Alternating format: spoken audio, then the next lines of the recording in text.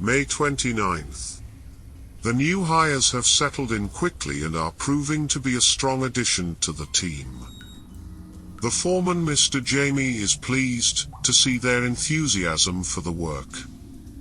He had been impressed by their determination to get the job done and to keep the mines running smoothly.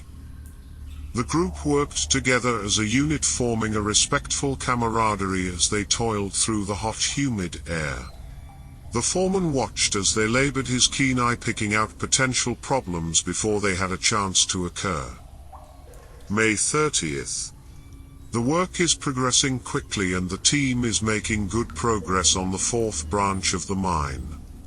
The tunnel is almost complete. June 2nd. The second squad of workers had been acting oddly the whole week. They stayed silent and kept to themselves, huddled near the campfire during breaks, almost like they were hiding something. It was apparent that they were scared of something, but the foreman couldn't guess what.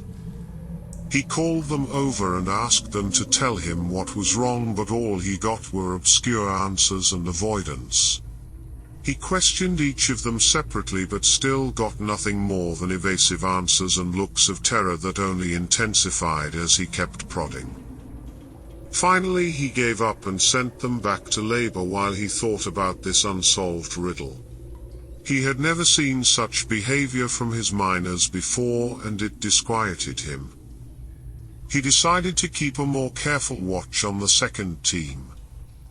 June 6th.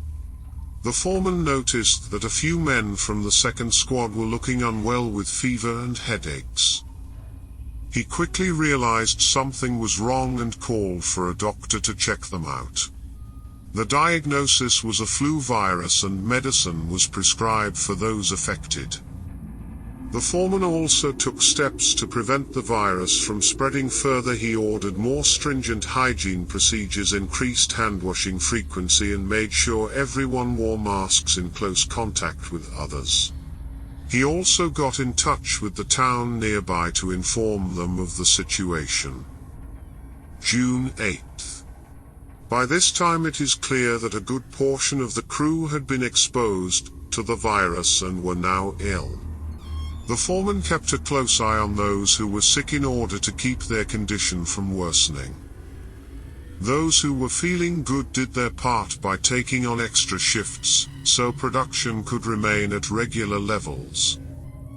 The supervisor was proud of how everyone was collaborating through this difficult period with devotion and effort. June 9th. Not good news to report. 3 workers are feeling very bad. They say they hear cries coming from underground tunnels. One of them is Martin Smith, who went alone in the galleries of the western sector and now reports having heard singing. June 12th.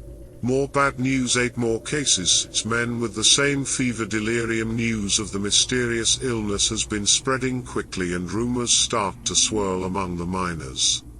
They think that the disease might be caused by the spirits of the mine who were trapped in the rock and are now awake and angry.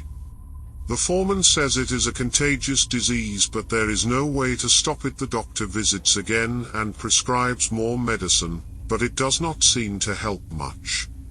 He also sends samples from those affected for testing, but no results come back yet. June 13th.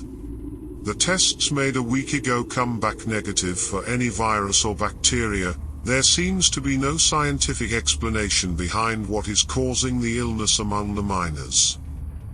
This only adds fuel to speculation regarding supernatural forces at work in the mine. But nobody can prove it either way. June 15th. Seeing the situation was not getting better, and with no explanation for what was causing the mysterious illness, the foreman and I have agreed to evacuate the mine. He called a meeting with all the miners to talk about what needed to be done, and how they were going to deal with the situation. Everyone agreed that it was best to evacuate and close down the mine until they had a better understanding of what was happening. We then started making plans for an evacuation of everyone who still remained healthy. In order to take care of those affected by the mysterious illness, a medical camp was set up near the mine where workers could be treated for their symptoms. The camp included physicians and other medical professionals who would be able to provide advanced care for those suffering from headaches, cognitive deficits and poor balance. The town also sent food, water, clothing and other essential supplies to help keep everyone comfortable as they waited for further news from the doctors on site. June 18th. When the medical team went over the workers' brain scans, a pattern started to emerge, one after another. The workers who reported headaches and disorientation had all spent time drilling in the deepest parts of the mine. The MRI results confirmed the association between the time spent there and the structural changes and extent of the holes in their brain. July 10th.